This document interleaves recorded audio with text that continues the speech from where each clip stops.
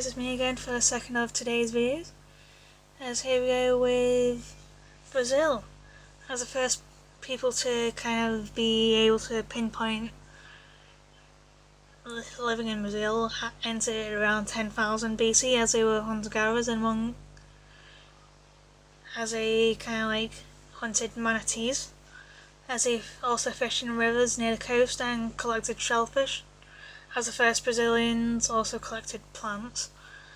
And after 1000 BC, some people in Brazil were changing to a farming lifestyle, and they practiced slash and burn agriculture, as they cut down vegetation and then burned it, as the ash was used as fertilizer, as they grew manioc, maize and sweet potatoes, as some Indians also cultivated cotton and tobacco, but after a few years the soil was exhausted, so they moved on and the rainforest grew back, as some of the farmers made baskets and pottery, as they lived in simple wooden huts with thatched roofs and slept in hammocks.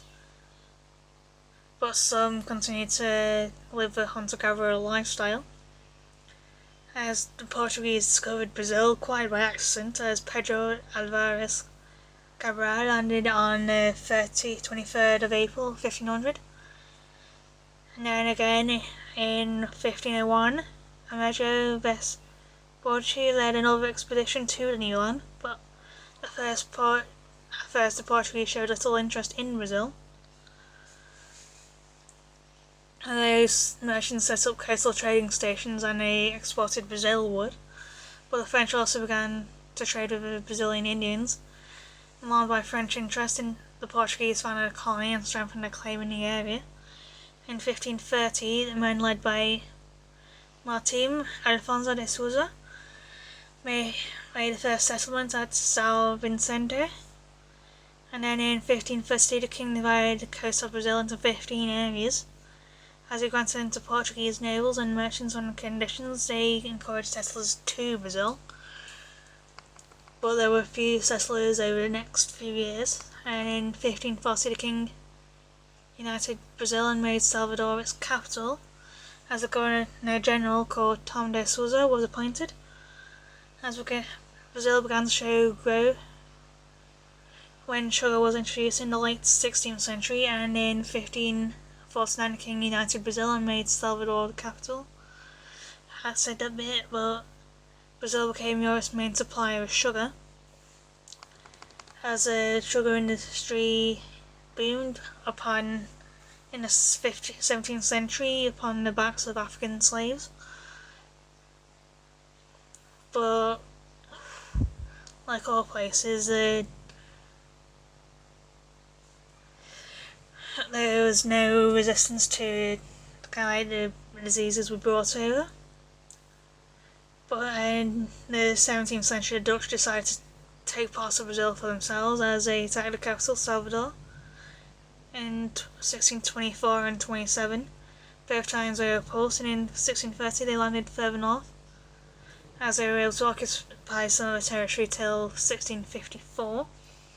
Meanwhile the French were also wanted a bit, as they landed at Guanabara Bay in 1553, but they were driven out in 1657, and afterwards the Portuguese founded Rio de Janeiro to strengthen their claim in the area, as the French took some territory further north in 1612, but they were expelled from Brazil in 1615.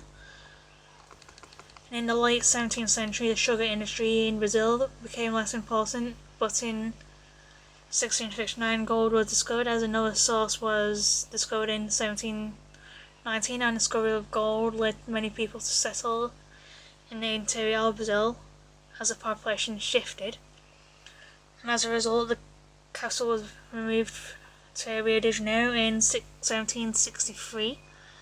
But after 1760 the gold boom started to fade, and as a man called Marques de Pombal governed Brazil from 1715 to 1777, as he introduced new crops such as cotton, cocoa and rice, and sugar also gained some of its prosperity under his rule. In 1807, a monumentous event happened, and at the end of the year Napoleon invaded Portugal, and in 1808 the king and his court fled to Brazil, and Rio de Janeiro became the capital of the Portuguese Empire.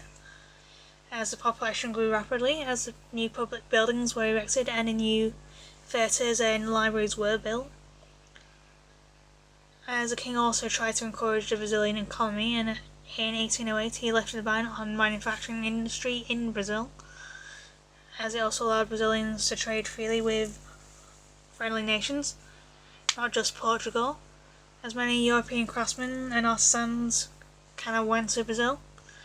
And in 1880 the king returned to Portugal, and as he left his son Don Pedro as regent of Brazil. And in October 1821 Don Pedro was recalled to Portugal, but the Brazilians persuaded him to stay. And on the 7th of September 1822 he broke with Portugal and declared Brazil independent, as Portugal recognised Brazilian independence in 1825. But Dom Pedro's reign as Emperor of Brazil was short, as Dom Pedro alienated plantation owners by signing a treaty with the British in 1826, as British agreed to recognise Brazil as an independent country, but demanded that slave trade be ended within 3 years. As the slave trade was banned in 1831 but went on unofficially until 1854, as slavery went on much longer, as it was not abolished in Brazil until 1888, as Dom Pedro advocated in 1831 in favour of his 5-year-old son Dom Pedro II. As his son was only a child, it left a power vacuum in Brazil, and a period of instability followed. In 1835 the poor in Pará began the Canbanajam Rebellion, and it went on until 1840.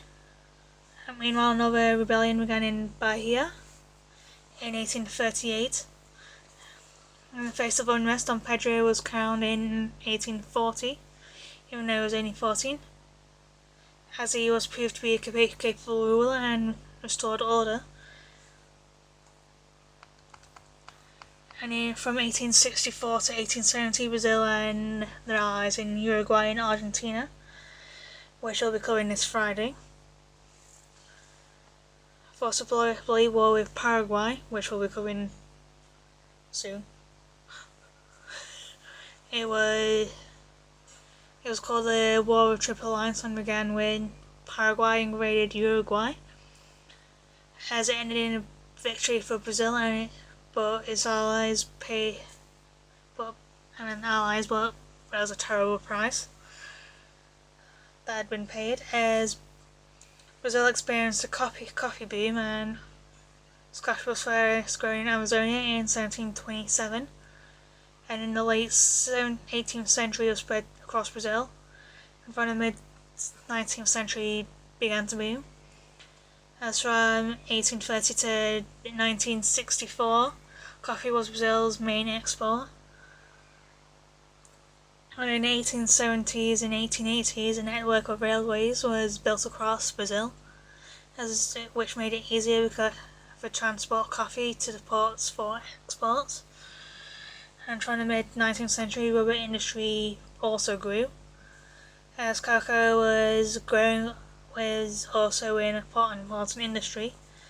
But in the 1870s, republicanism began to grow in Brazil, as finally in 1889 the army overthrew the monarchy, as Brazil became a republic. And from the 1870s, many Europeans emigrated to Brazil, as from the 1890s to 1920s there was a huge surge in immigrants. As there were many Italian, Germans and Portuguese, as there was also Japanese immigrants, as Brazil continued to be prosperous in the early 20th century. But after 1929, the world was gripped by depression as the demand for Brazilian coffee collapsed, as the government tried to help plantation owners by buying the coffee they could not sell. But Popular discontent led to a revolution. After months of violence, army intervening installed Getúlio Vargas as president, as became dictator in 1937. Vargas called his regime the Estado Novo, or New State, as he nationalised industries like oil, steel and electricity, and created a welfare state. I feel like he needs to sneeze but it doesn't actually happen kind of thing, as I'm always getting it.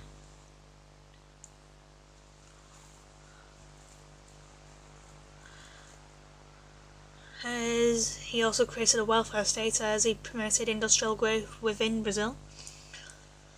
And only in 1942 Brazil joined the war against Germany.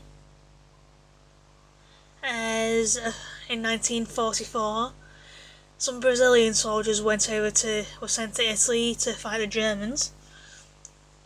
But in 1945 the army forced Vargas to resign, as elections for the presidency were held and they were run by Eurico Dutra, but Vargas won the next election in 1950, as this time the rule was troubled by inflation and growing national debt.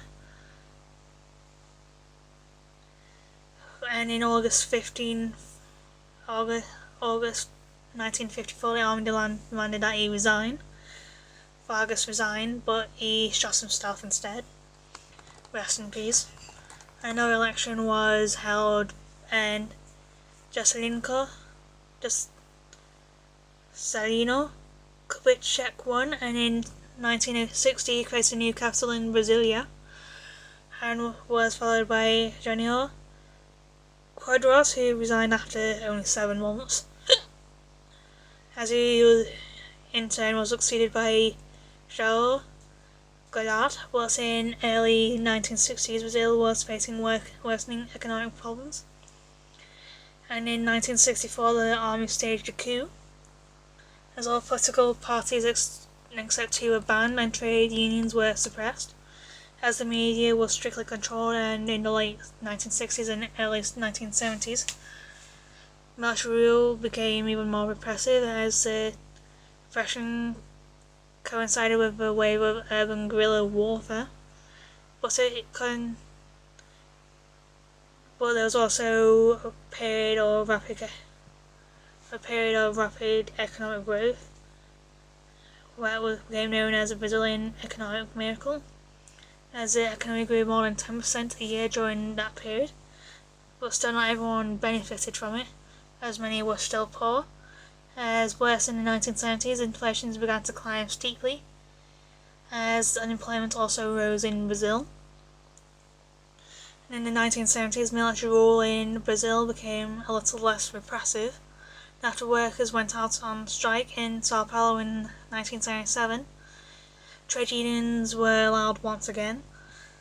But in the 1980s, the army ended censorship in Brazil and allowed political parties to form, but they decided that the next president of Brazil, who was scheduled to take power in 1985, would not be directly elected by the people, but instead by an electoral college that made up of congressmen and senators.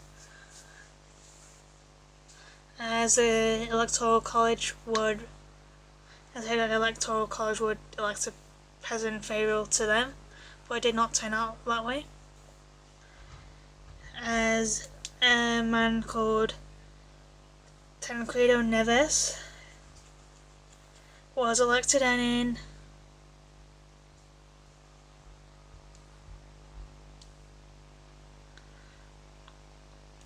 1985 he announced a new republic, but he unfortunately died shortly afterwards, and José Samé became president, as Samé failed to solve Brazil's economic problems, as inflation soared. As in 1990, Fernando Collor de Mello replaced him as president, as Collor de Mello was accused of corruption and resigned in 1992, As his vice president, Itamar Van Gogh replaced him. As his finance minister, Fernando Henrique Cardoso introduced a plan to curb inflation and bring economic stability. As in 2 years later, in October 1994, Cardoso was elected president as he was re-elected in 1998. As in 2002, Luiz Inácio de Lula da Silva,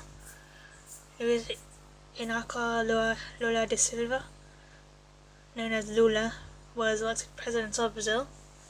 As in 2011, Dilma Rousseff became first female president of Brazil, as she was re-elected in 2014. But she was impeached and removed from office in 2016. And in the first years of the 21st